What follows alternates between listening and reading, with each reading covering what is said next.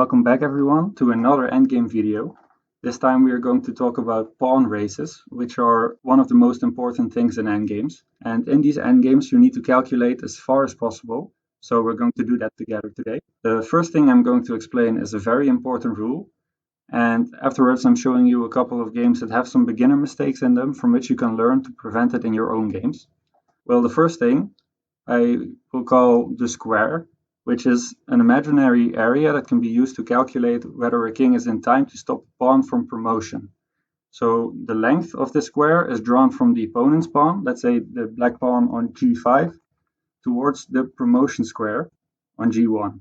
Now, if you want to complete the square, because this is just a line, we're going to mirror this line and draw a square with it. Now, the importance of the square is to check whether the king is in time. The king will always be in time when it moves into the square on his turn. So the white king is able to move into the square and then stop this pawn from promotion.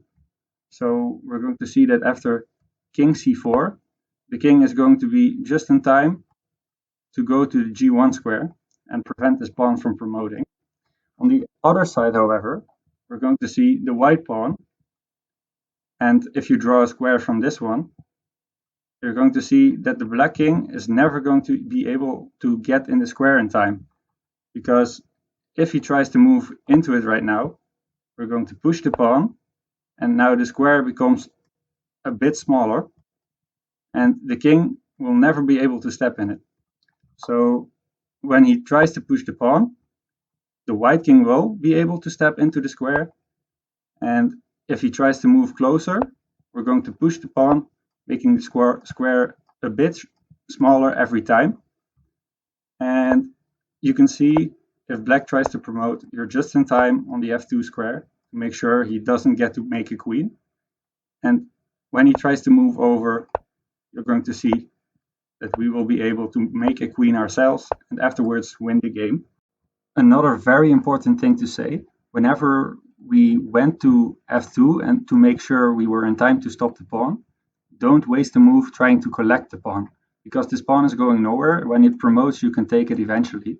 But when the black king moves to e7 right now, and we take the pawn, you can see that if we draw the square, the black king is now able to step into it just before we can promote. Don't take this pawn, because then after king to d7, when you push the pawn, you're not going to be in time, where if we didn't take the pawn, this wouldn't be possible.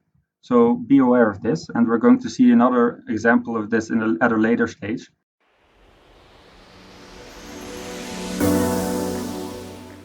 Back with another example. Now in this one we're going to see that there are two pawns all the way to the side of the board, and for these kind of pawn races it's really important who is the one to promote first. So for this one we're not going to play it out, but we're going to draw arrows and try to calculate as far as possible to see if this is winning for white or if this is losing. We start by moving closer to this pawn to try to actually capture it, move away, and then promote this pawn. And the same thing will be the plan for black, because he will also try to take this pawn, promote his own pawn, and afterwards try to win the game. Whenever we do these kinds of calculations, it's very important to make arrows on both of the sides and just calculate for both sides what they're going to do. Now, in these kinds of endgames, it's very predictable, so we're able to do this pretty easily. The white king will first move to b5, so we're going to draw an arrow. And when he does that, the black king will try to move to g4. And the white king takes the pawn on a5, and the black king takes the pawn on h4. Afterwards, we move our king out of the way, and black does the same. Now after that, we're going to be able to start pushing our pawn. So we're going to play a5. After that, black plays h4, a6, h3, a7, h2. And now we're going to see why this is very important, and what this only happens when it's an a pawn versus an h pawn. The a pawn is going to promote first, making a queen. And now once black tries to promote as well, we're going to see that the queen is able to take the queen that was just promoted, and after that, white is going to be winning. So let's play it out. King b5, king g4, king takes a5, king takes h4, king to b6, king to g3, a5, h4, a6, h3, a7, h2, and afterwards a8 equals queen. And right now there's no way for black to be able to promote this pawn, because whenever he moves to f2 to try to go to g1 and after that promote, we're going to be able to blockade this pawn with queen to h1, and black has no way to make sure this pawn promotes because the king can never step near. Now the white king can just move over, and after he moves over, he's going to be able to make sure this king has to get away from his pawn. And when he does that, we take the pawn, and after this can just lead to a quick checkmate.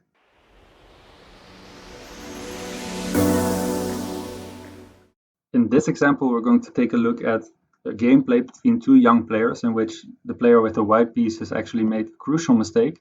So we're going to take a lesson from it. In this position, black was the first to move, and he decided to go and capture this pawn, and after that promote this pawn.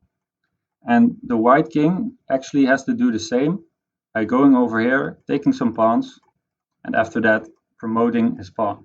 But there's going to be a crucial thing that the white player did wrong. And well, let's just take a look. The black king first went to f5. After that, the white king went to c5.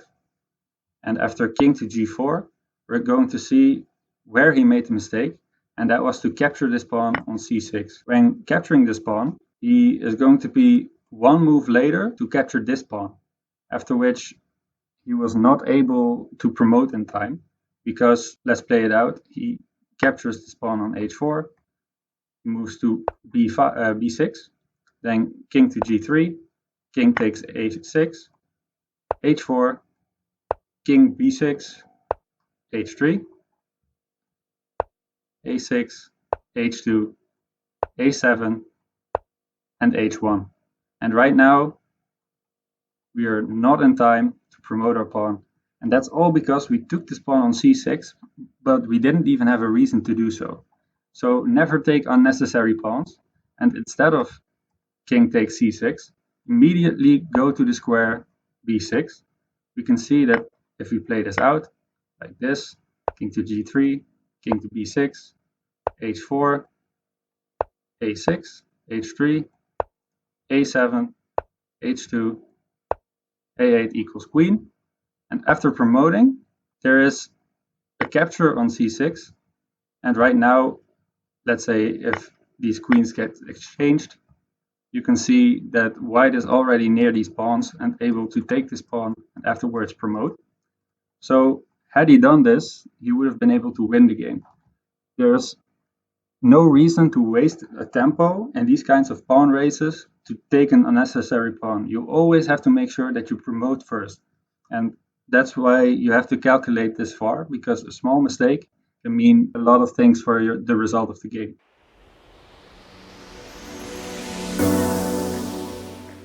This last example shows why you should never step into the checking zone of the promoting pawn of the opponent. The white king here has a lot of good moves, but in the game between two beginners that we're watching right now, he made a terrible blunder by moving the king to f6. He was in time trouble, so we have to give him that.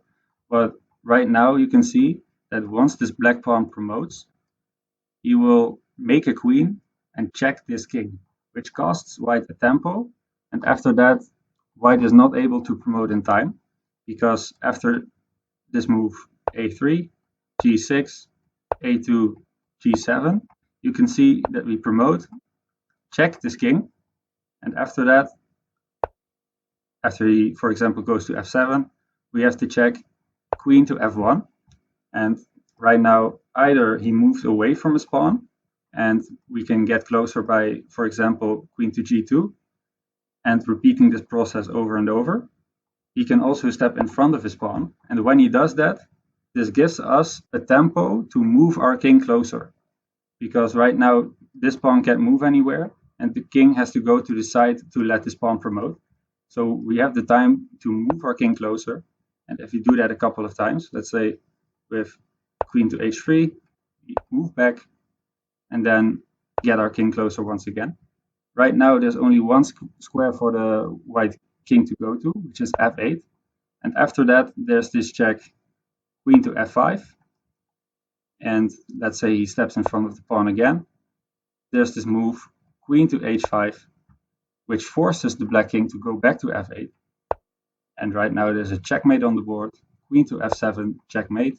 And the white king lost his game, sadly. I hope you guys learned a lot from this video. Pawn races are really important, and make sure to count out all the moves you're going to make before making them, because it can cost you a win and even make you lose a terrible game like this one. Be sure to leave a like, subscribe if you like this video. Check out the new endgame videos in a couple of days.